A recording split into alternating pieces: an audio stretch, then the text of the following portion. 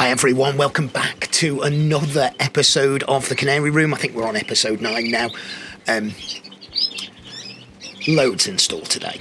Absolutely loads in store. An action-packed episode. We've got your questions from Question Time, so thanks to everybody who contacted me on Facebook with questions. Looking forward to answering those a little bit later on. We are into the second round of the Fife breeding, so we've had some more nests hatched over the last couple of days. We've started to single off as well some of the first round young, which I think are showing some nice potential, so we'll have a look at those. And we've retired some of our hens, some of our breeding hens from the Fifes as well. More of that later. Of course, the Red Pole Diaries we've got in store for you today. Return of the Heartache, everyone. Just give you a little bit of a heads up on that. And also, not to be outdone, the Norwich seem to be doing their bit as well to cause me nothing but heartache and upset. So, lots to look forward to, everybody, and lots to look forward to coming up as well. If you haven't subscribed to the channel, and nearly 18,500 of you have, so thank you to everyone who has, please do subscribe to the channel, hit the notification bell as well. You'll get a message every time that we put a new video out. We have lots in store for you coming up on our On The Road trips, so next weekend I will be filming with a little bit different. So the Australian grass finch, the Lady Gouldian. So I'm going to see a chap called Dave, who is a world champion breeder, who fortunately lives only about half an hour from me. So massive thanks to Darren for linking me in with Dave. So very much looking forward to that show. We will, a little bit later in the summer as well, we'll take a trip down to see some English cinnamons, and we will, and this has been a long time coming, but we will be going to see the absolute master of border canaries, Phil Warren. So very much looking forward to going down to see Phil. That'll be later on in July. So look, if that's not enough to get you to subscribe to the show, and me threatening to cartwheel as well, I don't know what is. Listen, you know what to do, everyone. Grab yourself a cuppa. I'm matching today. Sit back, and as always, enjoy the show. So, fair to say the Fifes this year have done really well in terms of volume and in terms of early looking quality. I couldn't be happier, to be fair. We've bought a couple of new additions in, bought a couple of hens back from Gerald's as a fawn hen, who is a lovely looking bird, which is bred out of a pair that I've got in the room here anyway. So that's a really, really nice looking bird, and also a clear buff hen. And again, I've got the parents to that bird in the room, so they are really, really, really nice looking birds. I'm really pleased to have them. The clear buff hen is on eggs. I think only one of them is full, so I'll move that. And that's really, at this time of the year, that's and throughout the breeding season, that's been a sort of a theme. You know, I've moved chicks around, being careful when to mark them, or put them in nests of different colours so I can easily identify them. But that's been the theme, and it's easy to do when you've got a stud of birds. It's less easy, you know, I've got friends who've only got half a dozen hens, and it's less easy for them. So second round's starting to hatch. We've had 3 nests out so far of the second round. There are more to come. And so hopefully that will boost our numbers. So that's the sort of the update on the breeding side of things. The weaning side, I've got 10 cages now, 10 weaning cages, which are all full. I've got another 6 with room in. I've also got one of the flights, so I'll be moving some of the young over the weekend into the flight cages. And then, as I said, at the head of the show, I have singled off a few birds that I like the look of. Now, I haven't got the room yet to single all of the birds off that I think could be of show quality, so I'm having to be quite selective of those birds. But over a period of time, I will start to move them. Just out of shot in the cages above me, there's a treble here that I've opened up, and I have decided to retire a few hens. Now, there's a couple of reasons for that. Some of those hens have been, one of them hasn't laid an egg, so it's an unflighted bird, but whether it's not quite yet in sexual maturity, it's been mated, it's built nests, but it hasn't laid. So I could persevere with that, but we're towards the end of May now. Realistically, my breeding will come to an end in June time.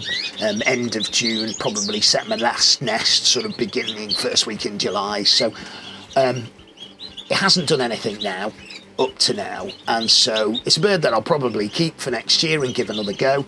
Some of the other hens that I'm retiring I've got young out of, or they haven't been particularly good feeders. And as I say, this is a kind of crossover period. So some of the young, they're housed in 3s and 4s with nest mates in the main.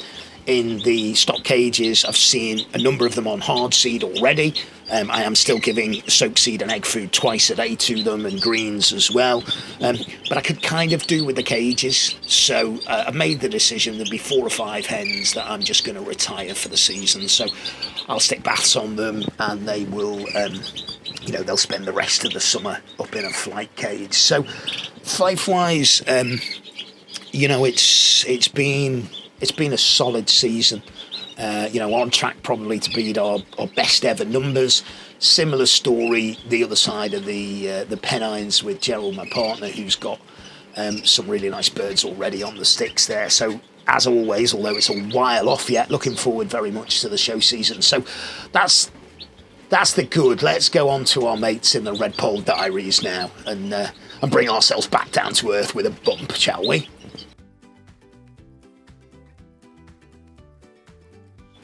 Red poles. One word. I think if you were to look it up in the dictionary, you'd see red poles. Prone to heartache, misery, upset, and pulling your hair out. Now, the last statement there's not much left to go. So, but I have been pulling it at the side with them. Look, it's always a balanced story with the red poles. As you may remember, we have 7 pairs of red poles. We've got 2 in the flight cages here behind me, and then we've got in double breeding cages, we've got another 5 pairs. Now, the upside is 5 of the pairs in total, so 5 of the 7 pairs have gone to nest and laid. So that's the good news. So there's an environment that they feel comfortable in and that they've gone to nest in. That's the good news.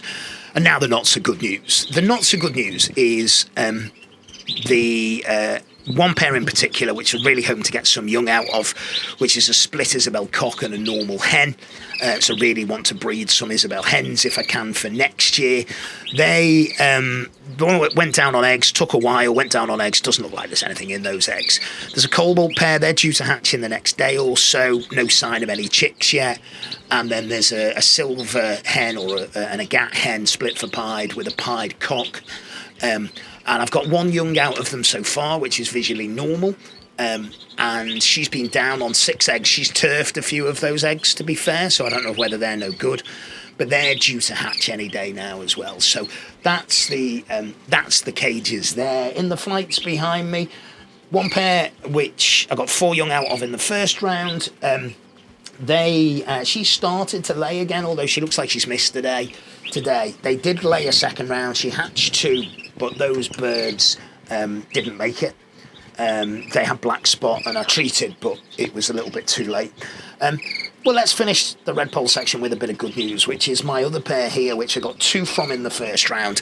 There's 4 now jumped the nest, and she has laid a second egg of her 3rd clutch today. So that's really, really encouraging. They're nice looking birds. There's 3 quite dark pieds in there, and there is a lighter pied, which is good. If you remember, if you watch the channel regularly, I bred quite a light pied from the other pair, and I'm going to try and breed some clear pieds next year if I can, all being well. So those 4 are out. Love looking at them. So far, we've got 10 red poles all out. Now, not all of them are feeding themselves. 5 are, actually probably 6 are, and 4 have just jumped the nest in the last couple of days. So the that's good. It's good numbers. Not a massive return from the number of pairs I've got, to be fair, although it is still quite early for the native birds. And as I say, the others, at least some of the others, have gone to nest, and one of the other pairs is looking a little bit interested in going to nest. So I've seen them building up, which is good. So what's really important for me is that there is 9 visual pieds and a split pied out of the 10 young. So I'm a big fan of the pied birds, let's see how they molt out throughout the rest of the year. So from one little bit of heartache to, well, let's go to some more now. Let's go to the Norwich Notebook, shall we?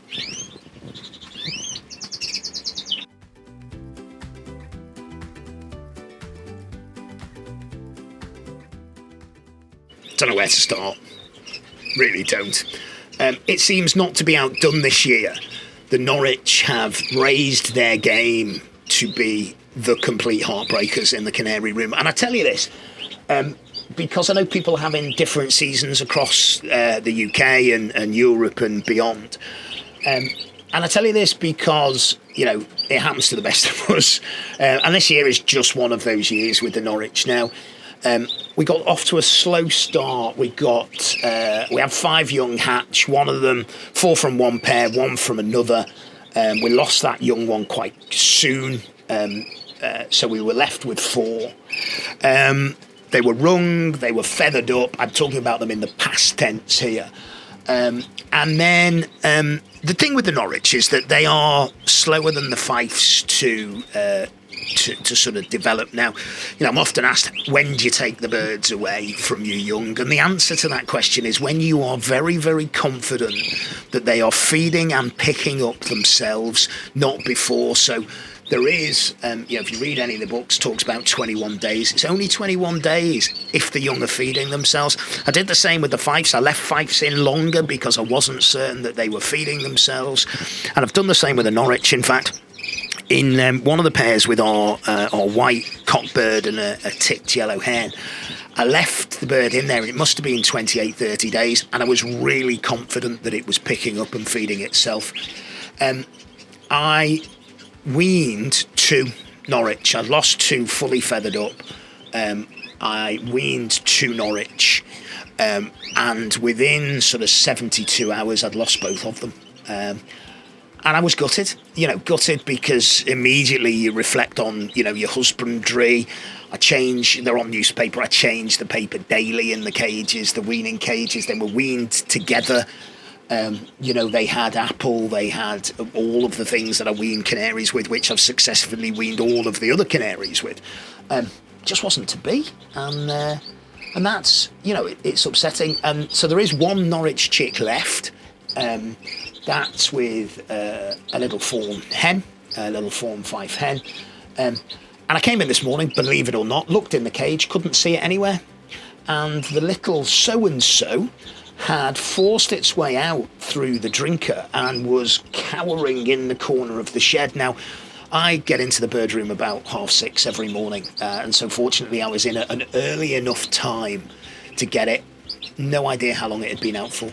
Could have been out all night. It's in the cage now. I've seen it being fed by its mum this morning, so hopefully there'll be no harm done there. So Norwich, I lost a flighted Norwich hen as well, so I've had to flip one of the pairs round. So I was running a white hen with a twite cock, but I've put that in with Norwich. I've seen that mated actually now. I've seen a little bit of nest building. I have got eggs, which I've set. So hopefully we'll have a late flurry with the Norwich. So fingers crossed, everyone.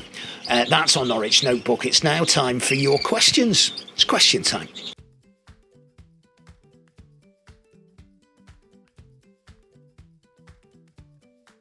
As always, I am indebted to everyone who gets in touch, particularly when I put a shout out for questions to the channel.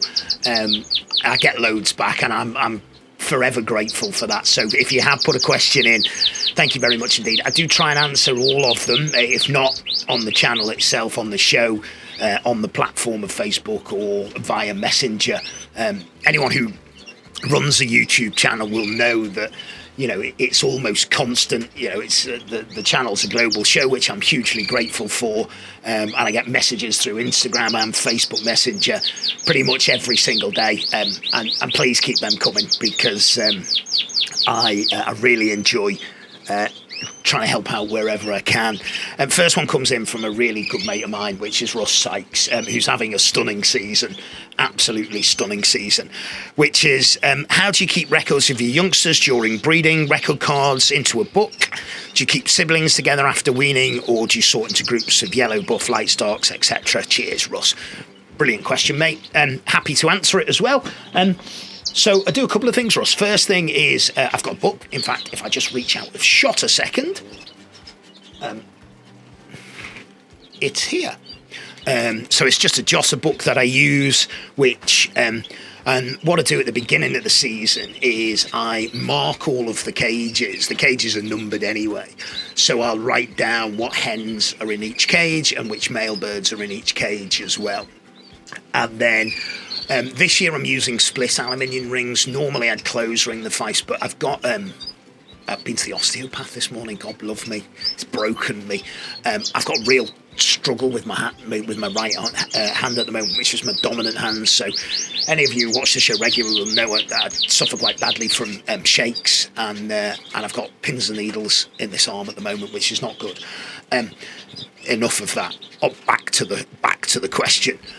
So I'm using split aluminium rings. So what I've been doing, Russ, is as I get the birds away, in the back of the book I've written ring numbers down, and then I ring the birds as I'm weaning them. So that's that's worked well for me this year. And I make a note of the cock and the hen and the cage number the birds have come out of as I ring them. And in terms of weaning, I like to wean 3 or 4 birds at one time. Now, if you have a look at my weaning cages, you'll notice that there's different perch configurations in there. So when I first wean the birds, I put a single perch in low down. I'll do 3 or 4. Generally speaking, they're nest mates. Sometimes they might be nest mates, but they're not from the same pair. And occasionally what I'll do is, if I've got 2 in one nest and 2 in another, I'll put them together and make a 4 out of them to wean. So hopefully that answers the question, Russ. Of course, everything in the book then goes on the computer later on in the year for future reference. If I dip down and grab my phone again. So, Rob Elkin, Rob, good to hear from you as always. What are my thoughts on all of the supplements we use on our birds? Are we going overboard with them? A really good question, Rob. The simple answer is probably yes. I use an awful lot of different supplements. I use pearl morbide, I use things in the water, multivitamins, I use soluble calcium in the water. So I think the simple answer, Rob, is yes, we are. You'll note with my egg food mix, which I joked a little bit about doing a cookery channel, that I use an awful lot of fresh fruit and vegetables as well in there. So I give soak seed as well, which is obviously natural. So I think the thing is, I'm using Unifeed this year. The reality is none of us really know. What's really important to me is I create the best environment for my birds, and I like to give them a varied diet, and that includes supplements, and I like to do that. And I do use natural supplements. I use seaweed, granulated seaweed as well in the egg food. I like to use as many natural things as I possibly can. Indebted to Sam at Sam One, because he sent me some dehydrated vegetables, which I've been using for the British birds too. So thanks for the question, Rob. Hopefully that helps you. Question in from Dave Arnott. I have a limited space, 20 cages. Should I concentrate on one type, darks or clears, or have a few of each colour? What a really, really good question. Really good question. Thanks for that, Dave.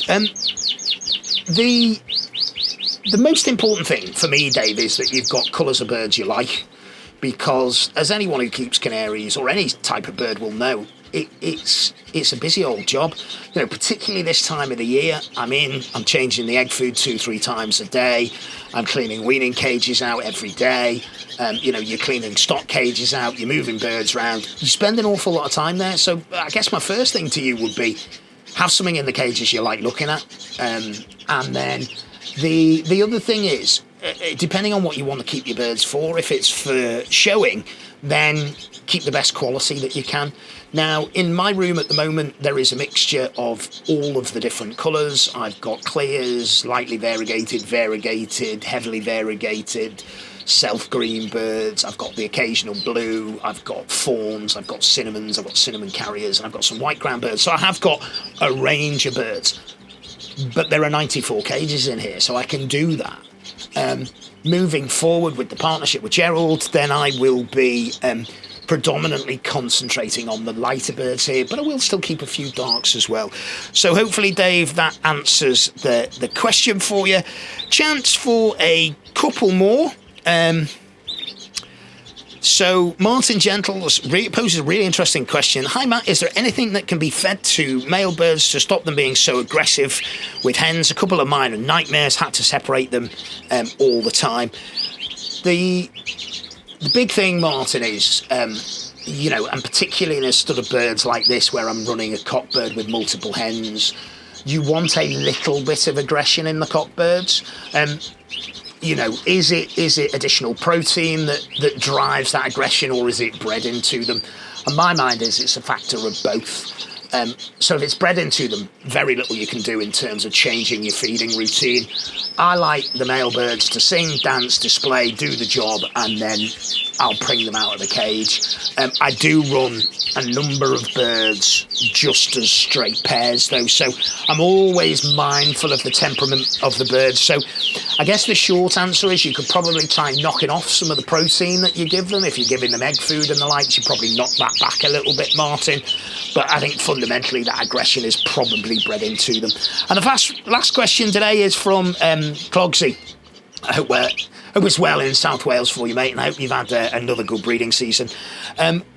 Question is really good one, actually, and it's probably more relevant for a little bit later on. But how do you manage your light system now with the first round youngsters molting out and hens still laying and breeding, especially older hens that you try and get another round from, as you assume you won't breed next year? I have only one hut. Last year mine went into a second molt, especially the lighter birds, as I kept the 14 hours for too long in an attempt to breed more. Have you ever get this issue? Well, Clogsy, it's a brilliant question, and managing the molt, and particularly with the light birds, is always a challenge. My lights are on about 14-15 hours now, and they will remain on until the 1st of August, or if I've still got any stragglers in the nest, until sort of the 3rd, 4th, 5th of August. And then I move to my winter lighting. And what the winter lighting entails is 8 hours of light. So I'll drop 7 hours of daylight, which sounds extreme. The Canary Room is quite well sheltered. It does get the morning sun on it. I've got a window in the door and another big window to the side. I've got white cages that reflects the light. So I don't generally have a problem. I have had before, but I don't generally have a problem with birds going into the second molt. Got to think about where your cage positions are, where your birds are, and the kind of light in the cages as well. So I think the sort of the challenge is I don't adjust my winter lighting until August, when pretty much everything's done from a breeding perspective, so I'm not worried about elongating things. Of course, what that can mean is birds are later to the show bench. Now, the Fife season, the way it is at the moment, the shows start at the beginning of October and they run right the way through to December. It's going to mean this year, because of some judging commitments, I'm off to New York, which I'm really looking forward to. I'm over in Ireland, just confirmed judging the Scottish National this morning as well. And I'll be judging Cleveland, Border and Fife. They're all in October. So what that's going to mean is my birds probably won't go out onto the show bench, or our birds probably won't go out onto the show bench until the end of October now. And the Scottish Fife show will probably be our first show. So that should work out okay for me. Hopefully that helps, mate. Well, listen, everyone. Thank you for all of your lovely comments. Thank you for engaging with all of the Facebook posts. Thank you to everyone who's subscribed to the channel. If you're still yet to subscribe, please give it a go. Really, really appreciate it. I am trying to get to 20,000 subscribers by the end of the year, so I'm really, really looking forward to hitting that target, if indeed we do. Until next time, everyone, I hope your season's going well. Take care.